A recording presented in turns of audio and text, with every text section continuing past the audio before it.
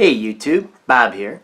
In this 10-year anniversary edition of Nintendo Unboxed, we're going to be revisiting the US NTSC Game Boy Advance and its e-reader peripheral.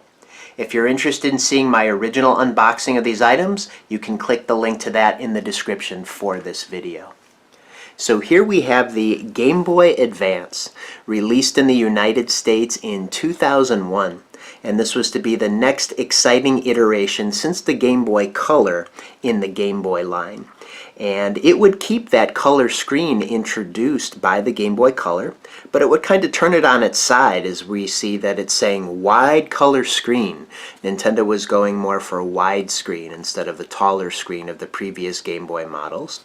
And then the biggest advancement here, hence Game Boy Advance, were the 32-bit graphics, which in actuality were really more akin to the 16-bit graphics that you would see on the Super Nintendo Entertainment System, because as was the case for handhelds of the time, and even today, you could probably say the Switch is at least a console generation or two behind graphically, what the current PS and Xbox consoles are providing as far as graphics go. So handhelds were usually a couple generations behind in graphics, but as far as Game Boy went, the graphics were absolutely amazing.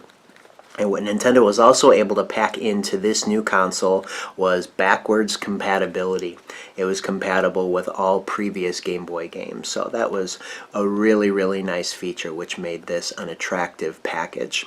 And I remember that my brother, who I've mentioned is 11 years younger than I am, he got this for a birthday, I think, or for some holiday. I can't remember what it was. But at that time, 2001, I was in college, really not paying attention to video games or Nintendo in general, but I remember watching him play Mario Kart on this, and he let me play it a little bit. And that's kind of what started to pique my interest again in Nintendo as a 21-year-old. So maybe the Game Boy Advance was where it first started.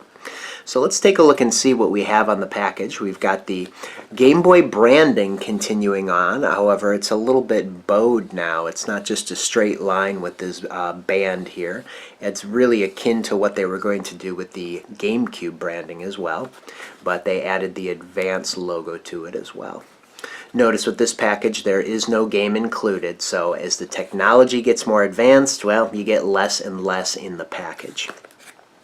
On this first short side, we've got the Game Boy Advance branding. Pretty much the same thing on the other side. Bottom long side is the same, with a little bit of a shot of the product. And then on the top, same deal. Got the branding with a partial shot of the product.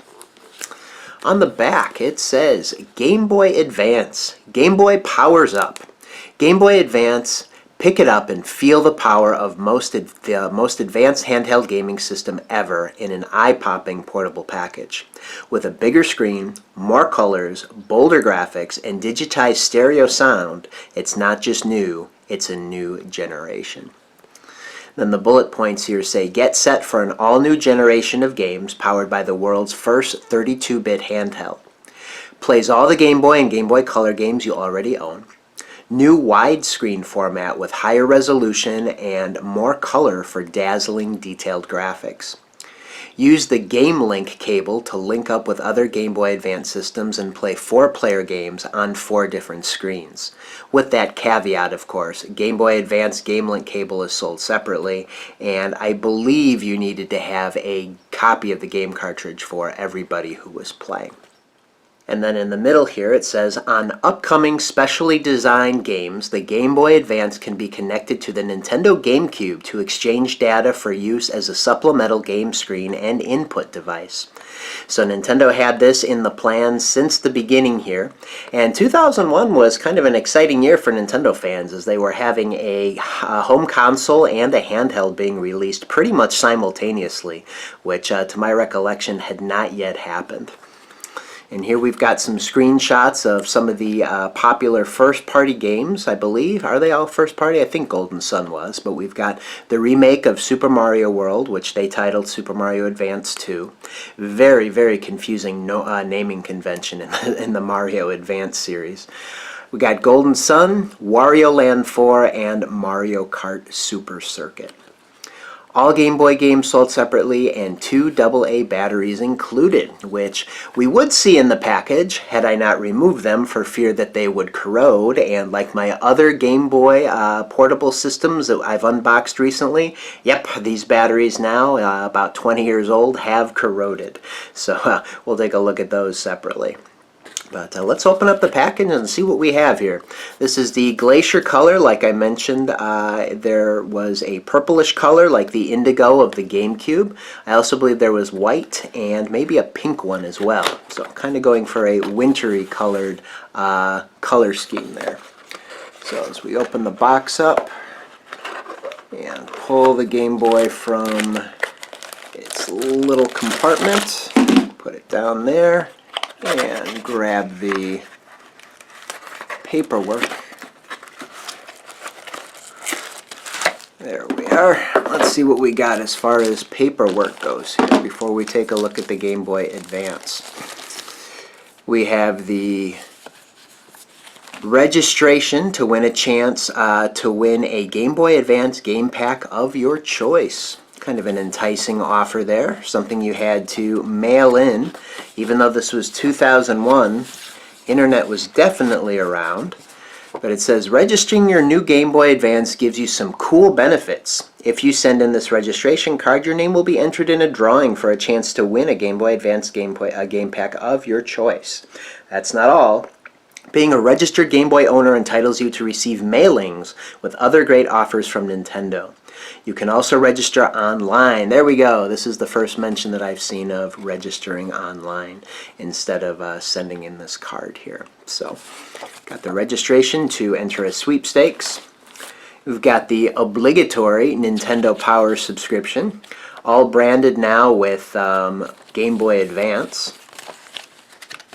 Got some recent issues of Nintendo Power, and then that 4-issue Nintendo Power Advance series that they released. There was a little Nintendo Power magazine spin-off called Nintendo Power Advance that was dedicated to the launch and new games of the Game Boy Advance. Maybe we'll take a look at that because I do have all the issues of Nintendo Power Advance. It's also mentioning some Game Boy Advance headphones, which are very early 2000s looking. Those are actually pretty cool. Never seen those before outside of looking at this. Here's our subscription for Nintendo Power. Any mention of registering online? Yes, visit our website at nintendopower.com/subscribe. So finally, Nintendo leaping into the 21st century with internet registration. And then we've got our obligatory but ignored consumer precautions booklet.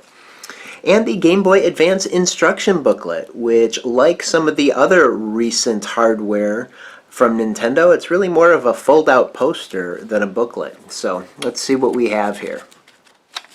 Get this unfolded here. Actually seems like it's going to be a pretty big one. Oh my goodness, yep. Let's see. 1, 2, 3, 4, 5, 6, 7 times 2, 14 panels here. 14 panels of information. Introduction to the Game Boy Advance video game system. Thank you for purchasing the Nintendo Game Boy Advance video game system, which is a pocket-sized color video game system that features a 2.9-inch thin film transistor, TFT, I think we saw that on the Game Boy Color as well, liquid crystal reflective display, up to 32,000 simultaneous colors, 32-bit ARM with embedded memory, compatible with Game Boy and Game Boy Color game packs. So we got the list of components in panel 2 here. Pretty much all the standard Game Boy controls that we had seen in the past. All the action buttons and the D-pad, which they're calling a plus control pad here. And all the battery and volume and contrast inputs and outputs, also for audio. And then a description of all those in panel number 3. Moving back up to panel 4, installing your 2 AA batteries. So this color screen, much like the Game Boy Color, has the power cells up from AAAs to AAs. A little bit more power necessary for that color screen, albeit non-backlit, which was a huge detriment to the system because you really had to have adequate ambient light in order to be able to see these color graphics. About Game Boy Advance game packs. This is panel 5. There are 4 types of Game Boy game packs that will work in the Game Boy Advance. Type 1, original Game Boy game packs. Type 2, dual mode Game Boy game packs, which will work with both the Game Boy Advance and Game Boy Color. Type 3, full color games. And Type 4, special full color games. So it looks like the full color games using up to 56 colors out of a palette of 32,000, and the special full color games 32,000 colors maximum. Widescreen games that will work only on the Game Boy Advance. So they're kind of showing you the difference in screen size, just like DVDs back in the day where you had to deal with the 4:3 aspect ratio versus the 16:9. But what I think I remember, and I think is confirmed here by the note, it says you can switch the screen size for Type 1, 2, and 3 games to wide screen mode by pressing the L and R buttons. They may make some of the images distorted or hard to see. So yeah, you could stretch them, just like, you know, TV back in the day with DVD, standard versus widescreen. So same thing going on here. That's kind of a transition phase with both video and video games. Panel 6, using the Game Boy Advance video game system, telling you how to put in your cartridge and turn the system on. There is an LED light, which I believe on the Game Boy Advance was green instead of red. Note, for best color, use under bright light conditions. Yeah, you really had to be in bright light. It was almost best to use this outside on a sunny day in order to be able to see everything. Panel 7, changing the screen color on original Game Boy game packs. We saw this in the Game Boy Color as well. You could hold different button combinations as it boots up to get a different color palette for standard Game Boy games that you might be playing on the Game Boy Advance. Turning it over here, we've got lots of instructions for how to hook up multiple Game Boy systems, including Game Boy Color. And even the standard Game Boy, it looks like, if you're going to do some multiplayer between the Game Boy Color, Game Boy Advance, Game Boy Color, and standard Game Boy. So telling you how to use 2-player games on the original Game Boy and Game Boy Color. Must use Game Boy Universal Game Link cable set. So yeah, there was a universal cable that had all the ends. And then multiplayer gameplay using Game Boy Advance game packs. Must use Game Boy Advance Game Link cable, so they had a special one just for the Game Boy Advance. And then here are the different ways that you could hook them up for 2-player games, 3-player games, and 4-player games. Panel 10 tells you about the optional AC adapter set if you didn't want to use batteries. Looks like that would hook into the top of the system. Oh wait, no. I'm wrong about that. I was looking at the adapter here that looked like it would plug into the EXT port that we'll see in a moment. But really what you would get is a battery cover that actually had the little pack in there. So that would plug into what you would replace the back battery cover with. So that's interesting. Never had that. Got the troubleshooting table, various things to do for certain problems. Going back up here, ESRB ratings in panel 12 here. Panel 13 got your warranty and service, and 14 replacement parts and accessories. Here they're not giving you an order form anymore. They're directing you right to Nintendo.com. Alright, so again, using more internet resources. So that's the instruction poster for the Game Boy Advance. Let's take a look at the Game Boy Advance itself. We'll clean up a little bit here. So like I said, this is the Glacier color, kind of a transparent blue or clear, however you want to look at it. But just like the traditional Game Boy, we've got the D-pad, select and start buttons, and A and B. But just like the Super Nintendo would, remember the graphics were, even though they were 32-bit, they were very similar to the 16-bit graphics we saw on the Super Nintendo Entertainment System. And since Nintendo had planned to port a lot of those 16-bit Super NES games over, they included L and R shoulder buttons for the first time on a Game Boy. So that was a new touch there. You can see most of this horizontally oriented system is dedicated to that wide screen. Got Game Boy Advance printed on the bottom of the bezel. Got the Nintendo logo kind of embossed in the plastic up there. It's a little bit harder to see on this glacier color. On the bottom we've got the power switch, off and on. You've got your audio out for headset, and then the volume dial conveniently located right next to it. So if you were playing this with headphones, the cord would come conveniently out right down the bottom there. Moving back to the front panel again, I neglected to mention the speaker. This, like the original Game Boy, the Game Boy Advance offers stereo sound, but if you were listening to it out loud, both channels would come through the one front-firing speaker. On the top, we've got the L and R buttons on in the cartridge slot, like we saw before, as well as the EXT port that would be crucial for using things such as the e-reader and, of course, multiplayer, if you were going to use that dedicated link, that special link, in order to be able to play multiple player games. On the sides of the Game Boy Advance, we don't really have too much except for this piece of plastic that I think serves as more of an anchor for this lanyard strap here. They've got an option for a lanyard strap, which was not included. You could probably use a Wii Remote wrist strap. That would work really well. But on the other side, we've just got that plastic piece. That isn't a button. I think it's just more cosmetic or for structure rather than any sort of function. And then on the back of the system, we can see it's rather contoured. This system, being widescreen, has more of a horizontal than a vertical orientation. Really kind of fit really nicely in the palm of your hands. I've complained several times that I thought that Nintendo consoles were, of course, more designed for smaller hands, and that was particularly evident to me in the 3DS. I just always felt really cramped. But this Game Boy Advance had a really nice feel in the hand there. But on the back, we've got the barcode that you could see through the back of the package that would be scanned at retail when you bought your Game Boy Advance.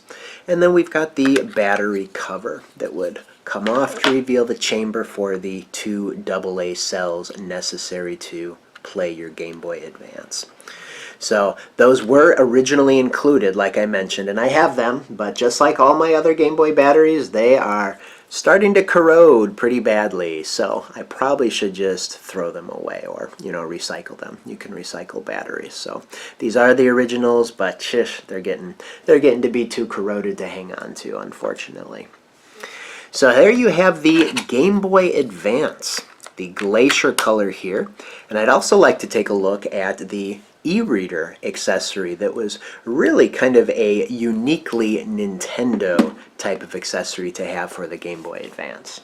And the reason that I say it's uniquely Nintendo is it's using kind of old technology in a new way to make it interesting for gamers. So the main use of the e-reader was to play some older games. NES games, as you know, were on ROM cartridges. The game data was stored on those silicon ROM chips within a cartridge.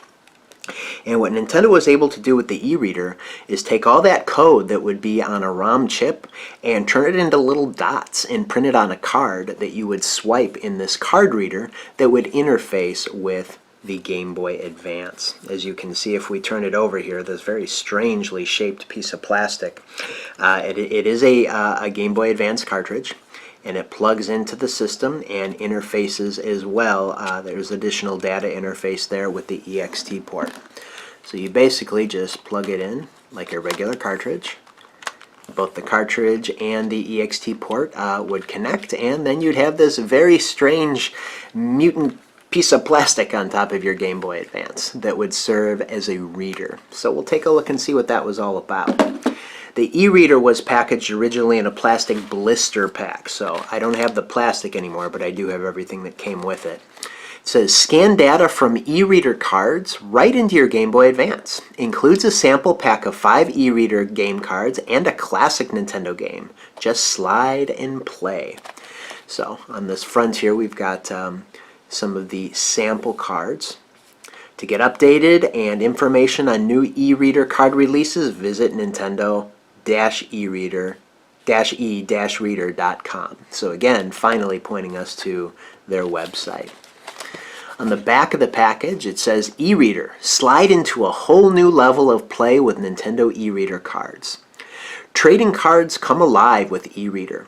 Swipe e-reader trading cards through the e-reader for a totally new gaming experience. Scan the dot codes to get games, animations, stats, music, and more. Unlock the unlimited potential of your e-reader trading cards. So, Pokemon phenomenon was really popular at this time. I think Nintendo was hoping that Pokemon would really make this popular and kind of work in conjunction with whatever plans they had. But the e-reader didn't take off as well as Nintendo had hoped. They had a couple different plans for it. One of which was re-releasing the 8-bit Nintendo games, as I had mentioned. It says, classic Nintendo games. Play a classic Nintendo game by scanning e-reader cards. Your e-reader comes with the Nintendo gaming favorite Donkey Kong Jr. Look for more classic titles at your Nintendo retailer. Swipe the dot codes through the e-reader and get ready for classic adventure, Nintendo style. And then down below, includes a 5-card sample pack. 3 Pokemon E TCG cards contain vital Pokedex information and a minigame. Get connected with a sample Animal Crossing E card that will expand your Animal Crossing village on Nintendo GameCube with items, music, designs, and more. Yeah, this was really an integral part of the GameCube Animal Crossing experience. And we saw something similar with the Animal Crossing Amiibo cards as well. So Nintendo keeps trying to bring these ideas back through the different iterations of technology that they try. Game & Watch. Manhole E will have you frantically trying to keep up with Game & Watch Man. Give it a scan.